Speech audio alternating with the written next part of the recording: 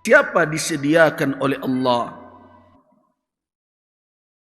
surga? Kan pembicaraan kita dalam akidah tauhid kita masih membahas tentang jannah. Pada pertemuan yang lalu kita sudah bicarakan awal yang masuk surga dan yang akhir yang masuk surga. Nah, yang akhir masuk surga saja ketika ditawarkan oleh Allah Subhanahu wa taala tambahan karena sudah mendapatkan nikmat yang begitu besar, malu dia. Nah, sekarang kalau kita lanjutkan mengkaji itu, untuk siapa surga itu disiapkan? Allah katakan dalam ayat ini, u'iddat lil ladzina amanu billahi wa rusulih. Disiapkan untuk orang-orang yang beriman dengan Allah dan para rasul. Kenapa mereka yang berhak di luar dari itu tidak berhak? Jawabannya adalah itulah fadlun. Dzalika fadlullah. Karunia Allah yu'tihi man yasha, yang ia berikan kepada siapa yang dikehendakinya. Wallahu dzul fadlil azim, dan Allah memiliki karunia yang sangat agung. Nah, pertanyaan selanjutnya, di dalam pembahasan kita pada pagi ini, Allah berikan karunia-Nya kepada orang-orang yang beriman, orang-orang yang bertakwa. Di dalam ayat ini dan dipertegas serta dijelaskan oleh Nabi sallallahu alaihi wasallam dalam hadis beliau, innallaha a'adda lil muttaqina min ibadi. Sesungguhnya Allah menyiapkan untuk orang-orang yang bertakwa di antara hamba-Nya ma la 'ainun ra'at wa la udhunun sami'at wa ma khatara fi qalbil bashar, yang tidak pernah terlihat oleh mata manusia, tidak pernah terngiang di telinganya, dan tidak pernah terlintas di dalam fikiran dan hatinya. Apakah kedudukan mereka yang dimasukkan oleh Allah Subhanahu wa taala itu sama di surga itu, atau surga itu juga bertingkat-tingkat dengan karunia yang beragam? Itu pertanyaan yang sering muncul. Kalau kita telusuri dalil-dalil syariat di dalam Al-Quran dan Sunnah Nabi sallallahu alaihi wasallam, setelah kita temukan di dalam Al-Quran ada 4 nama surga, kan sudah kita jelaskan. Yang tertinggi adalah Al-Firdaus.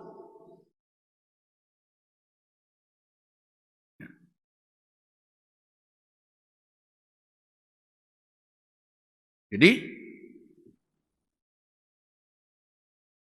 bila demikian adanya, ditambah dengan hadis-hadis Nabi, maka kita berkeyakinan bahwa surga itu diberikan oleh Allah Subhanahu wa taala kepada hamba-Nya tidak sama, akan tetapi diberikan sesuai dengan tingkat ketakwaan dan amalan mereka di dunia. Jadi tidak sama rata di situ.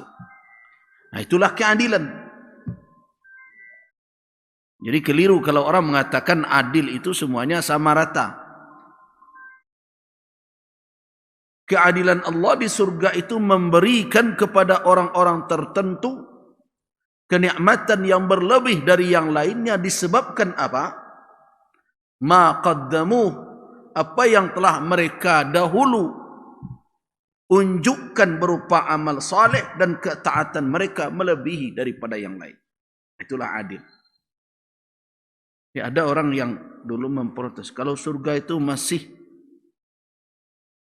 berbeda yang ditemukan orang, di mana keadilan?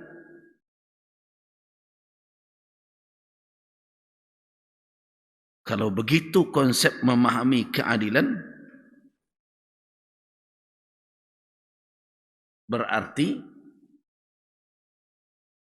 orang itu menginginkan sebenarnya ketidakadilan. Kenapa? Orang yang beramal banyak tentu wajar mendapatkan lebih. Orang yang beramal kurang wajar mendapatkan sebatas apa yang telah mereka lakukan. Itulah adil. Nah, Allah Subhanahu wa taala memperlakukan keadilannya seperti itu di surga tersebut. Jadi karena itu di surga itu ada orang-orang yang mendapatkan posisi lebih tinggi, kedudukan yang lebih mulia. Karena itu apa kata Nabi sallallahu alaihi wasallam, kalau kamu meminta surga maka mintalah al-firdaus, karena itu a'la, yang lebih tinggi dari level surga. Sekali lagi saya katakan itulah adil. Karena adil bukan berarti menyamaratakan, tidak mempertimbangkan jerih payah dan amal orang. Jangankan berbeda kontribusi dan amal di dunia ini, malah beda tingkatan umur saja tidak bisa disamakan. Pernah tak ibu-ibu yang punya anak 3 orang, pagi sama minta belanja, nyok ke sekolah, seorang perguruan tinggi, seorang di SLTP, dan seorang lain TK, ingin berlaku adil dalam konsep ibu tadi, dikeluar piti 50.000 seorang, sadonya dapat 50. Adil ke itu? Nah, nak TK dapat 50.000, kanyopangan gitu. Nah, itu konsep keadilan. Jadi keadilan itu sebenarnya bisakah diberlakukan di dunia? Bisa. Dia dulu orang yang mengecehan, kalau mencari nanadi ada di dunia, aku di akhirat tak ada nanadi di dunia. Itu orang tu melecehkan ajaran syariat sebenarnya. Mudah-mudahan dia berkata demikian karena tidak tahu. Kalau dia tidak tahu karena jahil dengan perintah syarak, ya kita maafkan. Tapi kalau dia ingkari bahwa keadilan itu bisa diwujudkan di dunia, itu kekeliruan besar itu. Tersesat dalam berfikir. Adil itu bisa diterap di dunia. Bisa. Kenapa? Karena adil itu disuruh untuk dilakukan. Kok disuruh ada babu adil? Kan disuruh. Bapak-bapak yang pergi Jumat terus mendengarkan ayat. Ketika khutbah akan diakhiri, ada ayat yang sering dibaca oleh khatib. Innallaha ya'murukum bil adli wal ihsan wa ita'i dzil qurba wa yanha 'anil fahsya'i wal munkari wal bagh.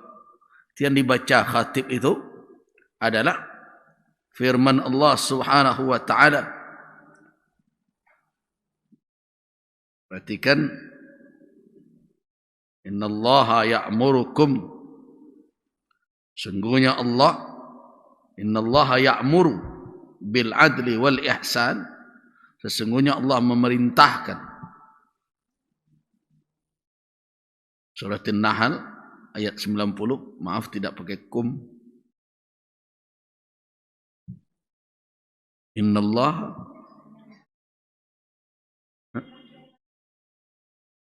biasanya kan kalau ngaji kan ada tulisan, catatan kalau ada pertanyaan. Nanti disampaikan saja. Nah, kita lanjutkan. Innallaha ya'muru bil adli. Sesungguhnya Allah memerintahkan untuk berlaku adil. Berarti apa? Berarti berbuat adil itu adalah perintah Allah.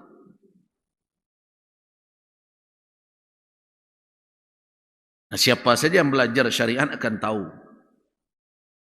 Apakah mungkin Allah memerintahkan sesuatu yang mustahil? Tidak mungkin. Itu ijma' ulama itu. Di dalam kajian ilmu usul fiqih, ada kesimpulan kaedah yang dirumuskan oleh para ulama, bunyinya taklifun bima la yutaqu muhalun. Membebankan hamba dengan sesuatu yang tidak dalam kemampuan mereka untuk mewujudkannya, mustahil dilakukan oleh Allah Subhanahu wa taala. Jadi kalau nanti suruh dari Allah, berarti itu mungkin di kerajaan tu. Jadi tidak benar ketika orang mengatakan tidak mungkin adil, tidak mungkin. Itu orang yang ingin lari dari perbuatan adil, yang ingin senang saja berada di dalam kezaliman. Karena itu keadilan itu mungkin terwujud. Nah, cuma yang mengatakan tidak mungkin itu terkadang dia tidak mengerti apa itu konsep adil. Nah, itu yang dia tidak faham. Sehingga akhirnya adil itu menurut seleronya, makanya tidak mungkin. Ada yang sering berdebat perkara wanita ketika berada di dalam ikatan pernikahan bersama dengan wanita lainnya, dipoligami oleh suaminya. Laki-laki tidak bisa dia. Bisa dia. Nah, kenapa? Kenapa banyak wanita mengatakan tidak mungkin adil? Karena wanita punya definisi sendiri tentang keadilan, bukan definisi syariat. Itu masalahnya. Dia acok nonton film India. Jadi ukuran adil dibawa ke mana? Perasaan cinta tidak bisa dibagi. Itu nonton film India acok tuh. Itulah jadinya. Padahal yang dituntut dalam keadilan ketika seseorang punya istri lebih dari satu, kan tidak sampai ke situ. Kalau urusan ke situ, memang tidak mampu. Itulah yang dimaksud oleh ayat. Walan tastati'u, kamu tidak akan sanggup an ta'dilu, untuk berlaku adil antara istri-istri kamu, walau harastum, kalau kamu, meskipun kamu ingin sekali, tapi hati kamu tidak bisa kamu kendalikan. Begitu benar. Tetapi Allah Subhanahu wa taala tidak menggantungkan keadilan antara istri dengan itu. Makanya baca ayat berikutnya, wala tadharuha kal mu'allaqah. Jangan jadikan satu seperti tergantung tidak bertali. Mentang-mentang adonan muda dan tua dah bersilau-silau. Nah, jadi yang dituntut adil itu adil di dalam nafkah, adil di dalam mabit. Nah, itu konsep keadilannya. Cuma dek dan orang produksinya lain loh konsepnya dia. Jadi dan disuruh oleh Allah tidak sampai ke urusan hati saja. Sedangkan Nabi SAW saja membagikan malamnya kepada istrinya. Kemudian beliau berdoa, ya Allah, inilah pembahagian yang dalam kemampuan, dalam kewenangan beliau, yang bisa beliau lakukan. Fala tu'akhidni, jangan engkau hukum aku atas perkara yang tidak dalam kemampuanku untuk menguasai. Itu urusan hati. Hati saya mengendalikan. Allah, manusia sendiri tidak bisa menguasai hatinya. Cubalah kau indak. Kalau ada awak seorang banci ke seseorang, tu disuruh ada orang, kini ke jo hilang banci itu ya. Jawaban ibu, tidak bisa serupa itu dah ya. Nyoba proses. Jadi tidak bisa. Yang membolak-balikkan hati itu adalah Allah Subhanahu wa taala.